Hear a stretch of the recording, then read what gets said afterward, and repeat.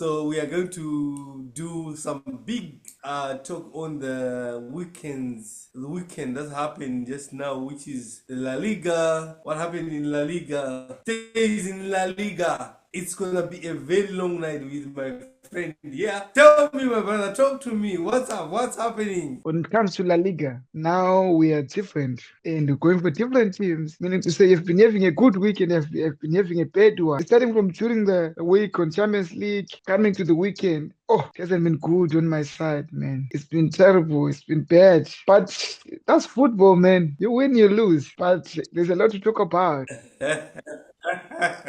Okay, I'll start with the team that beat us last week, which is Atletico Madrid, which was playing very against the Celta Vigo, which is Lago Aspas team, and Lago Aspas was on fire, and that it was something else for the Atletico team, and the Celta Vigo was ready for them, and they managed to draw. It was 1-1 on the scoreline after full time, which was not good for Simeone, because right now the people are just criticizing left, right, center. Like, you've been in the La Liga for long, you haven't produced results, you are not consistent. They forget that this guy just took the La Liga about 2 years ago, and I don't know how these guys, they want him to take the Champions League, of which that one belongs to us, man. It's for Real Madrid. Now they want him out. Like I said, I think, man, when we had our session, I think it was last week when we were talking about Athletic. I was telling you that I don't know what's happening with Simon this season. He has got many draws on certain games that he's supposed to win. Many draws. I was surprised them beating Real Madrid. I was like, what?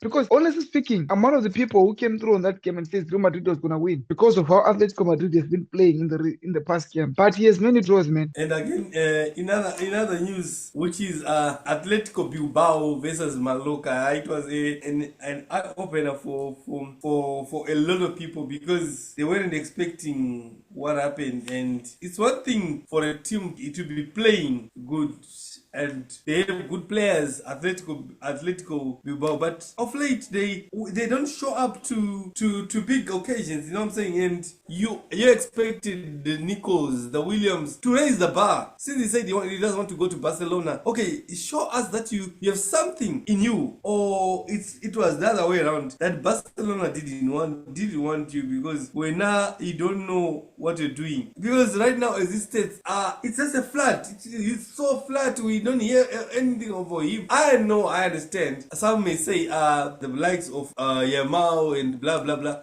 Some of them they are good because they have coverage. The likes of Fabrizio Romano. Yamal doing a skill training, Fabrizio Romano will post on that. Yamal do this, Fabrizio Romano will post. I don't understand what's up with the hype. And at the end of the day, I was looking at the statistics again of how these players are being ruined by these journalists who write every week in, week out. And now I'm starting to see maybe somehow some people are on payrolls, because it's sometimes some of these things they don't even really make sense. And at the end of the day, this week we are going to see him again going to play for the Spanish national team, which is not a surprise because he always shines for the national team. So yeah, I don't know. What do you think? What's your take on that? Atletico Bilbao, it's raining then Athletic Bilbao. In this Atletico Madrid and Bilbao, it's raining in those clubs. Things are not going good, man. Nico Williams, ever since this season has started, I've never seen him doing nothing. Even I think they played, what did they play us now? I don't know what did they play in Champions League. I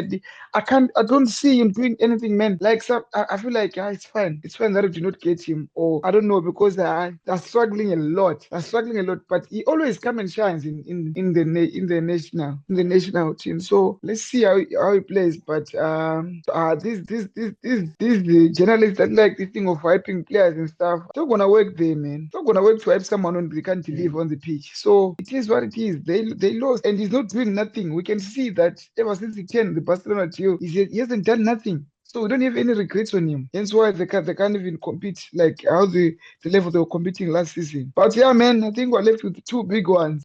Let's see where we're starting. For the two big ones, I'll let you lead on the second one now. Now you need to lead on me. Real Madrid shines again against Villarreal. Again. When I want them to lose, that's when they come in now. A lot of goals. And Real Madrid on it again. As much as Real Madrid are winning, and stuff.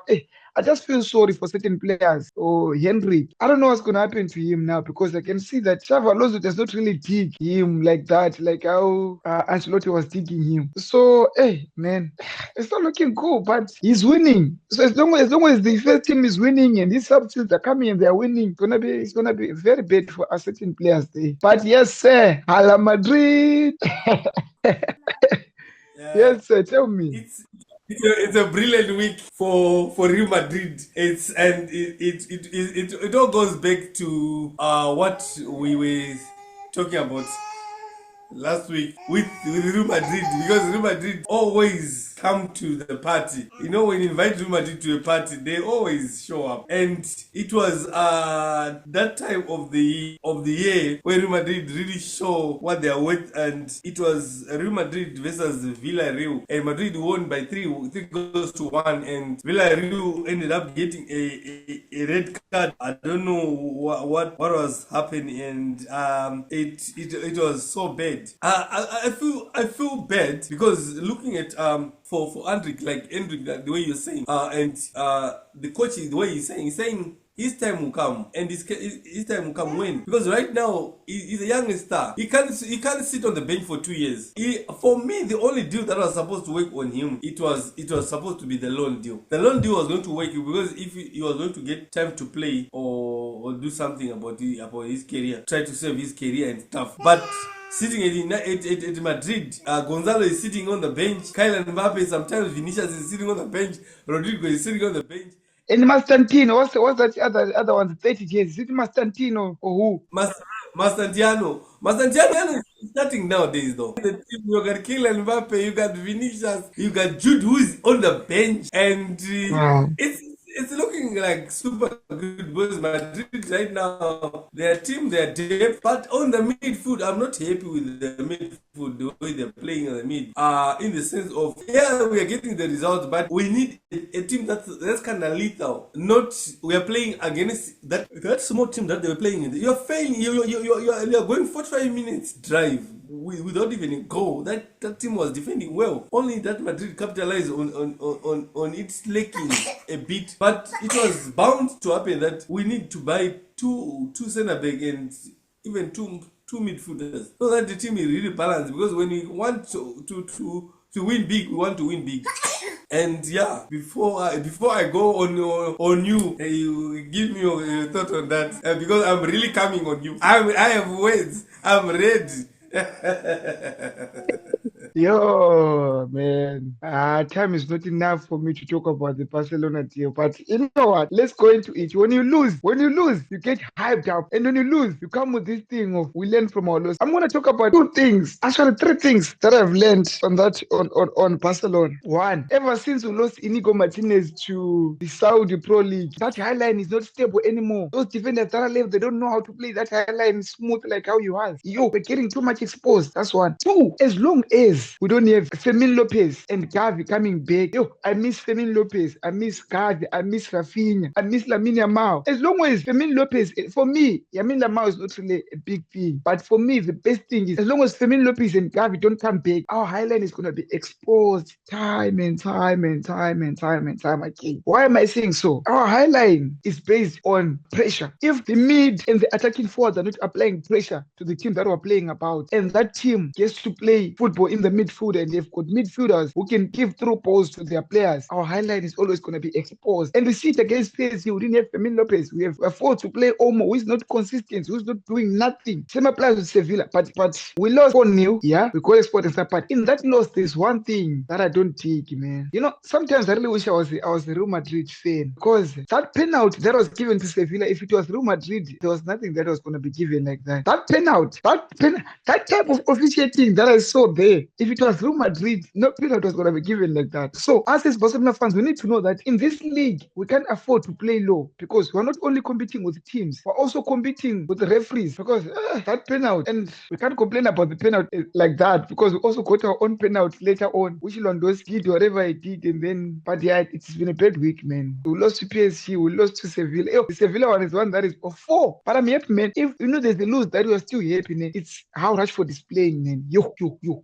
Each game is either get a goal and assist. He's involved in goal or assist. Rashford. I want them to sign him. That's all I want. I don't want him back to that team of ours that always gets to criticize him and make him a scapegoat. I want him to stick there in Barcelona. But let me give time to you, say, so that you can tell me what you think about this Barca. Mr. Barcelona, Mr. Barcelona, Mr. Barcelona, yo. I was, it's one thing to have a banter on other teams, but sometimes it gets to a point whereby you're feeling very sad for the team that you don't support. Barcelona mustn't be beaten 4-1. Like, you tell me Barcelona getting beaten 4-1? What happened? So for me, I was looking at a lot of people analyzing that game and stuff. But for me, I'll tell you straight up, I'm like, Barcelona, they are writing their own death warrant. Why am I saying that? Lenny Yamal, the Pedris, the whatever, your Rafinha, you guys, you're busy talking about Ballon d'Or this, Ballon d'Or this, he was number 2, Ballon 2, Ballon this. That is the biggest problem. That is the biggest problem on teams. That is the biggest problem on the teams. Why? Because as it stands, teams are working against your weakness. Because you guys are busy hyping a player based on merit, not on the way that he produced the results. Because if I check on how he went to be number 2 on the Ballon d'Or list, how did he get there? How? He was not top goal scorer in the Champions League. He was not top assist in the Champions League. Maybe Rafinha would see. He was top goal scorer in the Champions League. He was number 5. Vitinha, who won the Premier League. Oh, the League One, the French, whatever. Then what do you call this? The Nations Cup. He is number 7 or something. Guys, you are not serious. You are not serious when you're talking about those numbers. My point is on what do you call this? On this. In the team, the egos in the dressing room. I heard that even Hans Flick said it, and even Pedri said it also, that the egos in the dressing room is killing Barcelona football. Because Barcelona football is based on team cooperate. What did we win together? It's not about what did you win. No, it's about what did you win. What did you win as a team, as a group of players, which is something very, very, very fun. And but if they don't correct it now, it's gonna be a very big issue. Yeah, it's gonna be very big. The ego. Now you are talking the ego part. Let's not talk about the Ballon d'Or past, but the ego part. Yeah. I understand the ego where it comes from, because you're like the young man. I mean, I've been a Messi fan for too long now, and I feel like the young man is taking the Cristiano Ronaldo route, which is not a good one. If you can't deliver, if you wanna be Ronaldo, then deliver. If you wanna go and talk up some nonsense or post on Instagram before you play games and stuff, then deliver on the pitch. You can't just talk on socials and come to the pitch and don't deliver. So, man, I'm sure that's the ego that is happening in there. There are certain players who feel like they're best players whatsoever in there. And Hansi Flick needs to work with that very, very well, so that they know no one has got the top priority here. We are on the same level, everyone, regardless of you score 10 goals whatsoever. But yeah, man, we can't. I'm not really quick to be mad at my coach, because it happens. We just arrived. It's just starting this season. We'll see how it goes. We'll see how it goes. But it's a very big blow for the team of the caliber of Barcelona to just lose such a margin. So the other issue again is the type of play that you are playing. You playing a lying low ball on the mid, like your Pedris and this guy, what's the name of him, the Netherlands guy, is delay tactic and boom, attack. So I don't know now what's the solution, because but it's a good competition, because right now everybody is just worried. Not that Barcelona lost, but because Real Madrid is winning. So it's just kind of that number 1, number 2. And again, if El Clasico come now, who is going to win it? That's why everybody is missing it. But not that bad. It's not that bad. And remember, Hans Flick just got here now. So he has a lot of things to understand, to see, and to be honest with you, I feel like people are quick to, because Hans Flick won 3 trophies last season, people are quick to judge, and people are quick to say, no, we can't lose in this and that and that. Mind you, Hans Flick is working on players that he got there. Only players that he got was Rashford, who was a reject from Man United. We were competing against Real Madrid, who went to sign Mbappe, a world-class player, who went to sign Jude Bellingham, a world-class player, who went to sign Mastantino, world-class, who went to Bournemouth, and world-class. And Hans Flick is just using Rashford, a reject from Manchester United, using Lewandowski, old. He's producing results with what he have. Imagine if you also had the money that you guys have to get players that we want. Instead of buying players, you're busy paying referees. I'll close it like this. But Hala Madrid, vamos Madrid.